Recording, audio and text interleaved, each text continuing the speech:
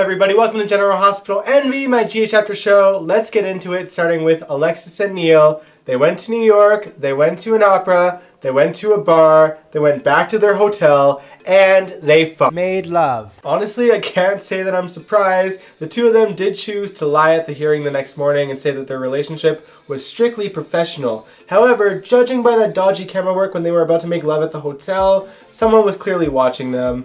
I'm willing to bet it was a Bauer. I mean, the mom is still out there somewhere, so it's gotta be her. I mean, this is the last one standing. Maybe this will be done once and for all. Elsewhere in Port Charles, Brooklyn has decided to work for ELQ. I'm not sure if that means that she didn't give her ELQ shares to Link. That remains to be seen. But she says that her moments with Mike lately are what made her realize the importance of family. I really hope she's being sincere.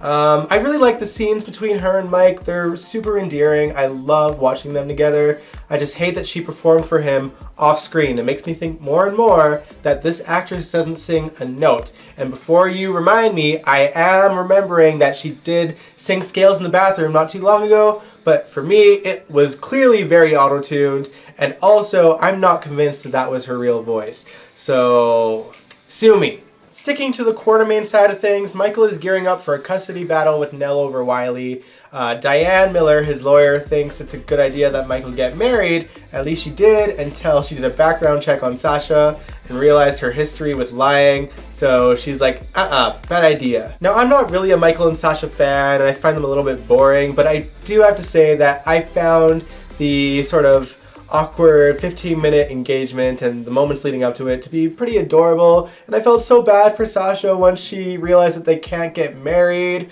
The thing is that Nell walking from what she did is the most ridiculous thing ever. So just her being out and the fact that Michael has to fight for custody over this kid and the fact that it's getting complicated is so annoying. The only bright spot to her being out and about was getting to see Willow throw a drink on her. I loved that both her and Julian were like, oh, the drink slipped. Yep, that's what I saw. And Nell was just so pissed. And then she sees Sasha making a face and she's like, you got something to say? And Sasha was just like, eh. Like, I love that everyone's just kind of ripping Nell apart. This is what you chose to do, girl. You got out of it, and now you get to be the town pariah forever and ever and ever until death, which I'm sure is going to come to you eventually. Meanwhile, Brad was preparing for his hearing, and he was all ready to plead not guilty until Sonny came into his room and threatened him, and then he pleaded guilty. I don't feel sorry for Brad because he kind of deserves this, but I do like that Britt showed up, Britt Westbourne, to give him some comfort and also to have sex with Julian while she was drunk. That was super left field, and I hope that Britt was just kind of setting up a trap for Julian. I don't know, she was pretty drunk, it's hard to say, but it's weird, right? Speaking of Britt, we gotta talk about her mom, Dr. Lisa Olbrecht, who has been thrown under the bus by, well, pretty much everyone. It is absolutely mind-boggling to me that neither Nina nor Franco believe her when she tells them that Peter framed her.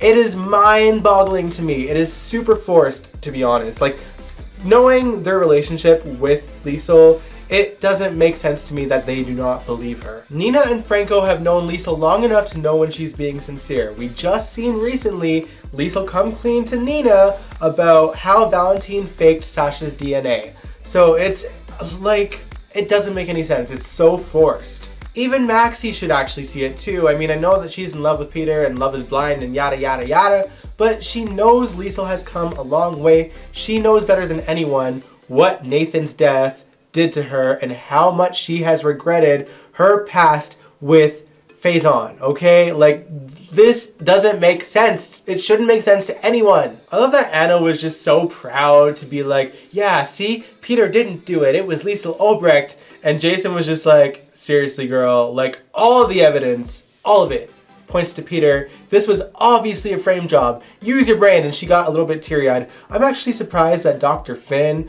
believed Anna when she said that Liesl did it and didn't question it. Like, dude, you can see it too that there's something sketch about Peter. And you're moving back in with her? You're crazy, boy. I thought you were smarter than that. This is what I mean about like the dumbing down of characters. I'm getting flashbacks of all the times Ron Carlivati did this, where he would make storylines go so much longer by dumbing down characters that are usually intelligent. You were doing so well, Dan. I was rooting for you. We were all rooting for you. It's so, you're making me sad. Hopefully Spinelli can find evidence that Peter framed Liesel. Well then, to nailing Peter. Cheers. Let's talk about Curtis. This poor man is feeling super guilty about not being able to save Taggart's life, and Trina ain't letting him forget it either. But it turns out that Trina's mother, Portia, and Curtis have a history. They've known each other for a while. We don't know the exact timeline, but it wouldn't surprise me if Trina turns out to be Curtis's daughter. It also wouldn't surprise me if Taggart was in the dark as well, because Portia strikes me as a lying liar who lies. I guess we'll find out eventually.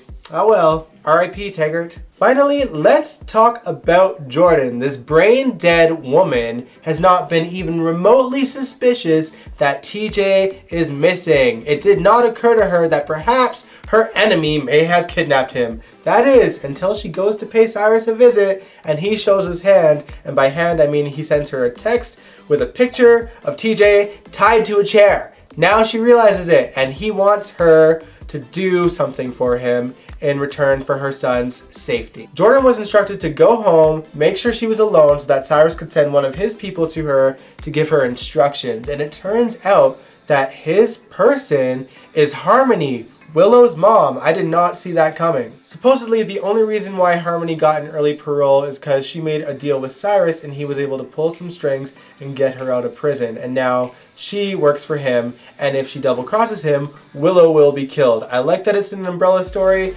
but this is so sad. She tells Jordan that what Cyrus wants her to do is to have the PCPD too distracted to notice when his shipments are coming into town. The problem with that is that yes, this keeps TJ safe for now, but it doesn't get him unkidnapped. She's going to be doing this indefinitely unless she does something. Obviously, she hasn't let anyone know what's going on, and she really should. Be smart. I know that it's bad to double cross Cyrus. Obviously, he has reach that is just absolutely wild for someone in solitary. So, like, I get that she's scared, but this is bad. Like, your son ain't gonna be let go because he's going to want to move shipments in for the rest of his life. Like this, I'm just so mad. It's so sad. And like, come on, Jordan. You are the police commissioner. Please use your brain. Jordan, you gotta let someone know so that you can figure out a plan here, because this is bad. This is really, really bad. That wraps it up for General Hospital. Before I go, we kind of gotta address the elephant in the room here. The world is in shambles. This coronavirus thing is pretty serious. It is happening all over the world, and it's affecting a lot of people, including myself, and I'm sure you guys too. I've got my hours cut at work, so that kind of sucks, and I'm sure everyone's kind of in the same boat right now, or at least in similar boats. It's a scary time, and it's depressing, and it's sad, and it's scary. But, I mean, I don't want it to get to me, so I am trying to distract myself, and the best way I know how to distract myself is to try and entertain you guys every week. If I can put a little bit of a smile on your face, that'll make my week, and I hope it makes yours as well. I hope you guys are all doing okay. I know it's a really trying time right now, and that we're all just trying to do our best to get through it. I hope you're looking after yourselves and your loved ones, and I hope that we can persevere and get through this as quickly as possible. All we can do is do our best to stay clean and stay safe and wash our hands and everything that they're telling us to do. With that said, I hope you enjoyed this video. If you like this video, give it a big old thumbs up, subscribe if you want to, and I will catch you guys next time. Peace out.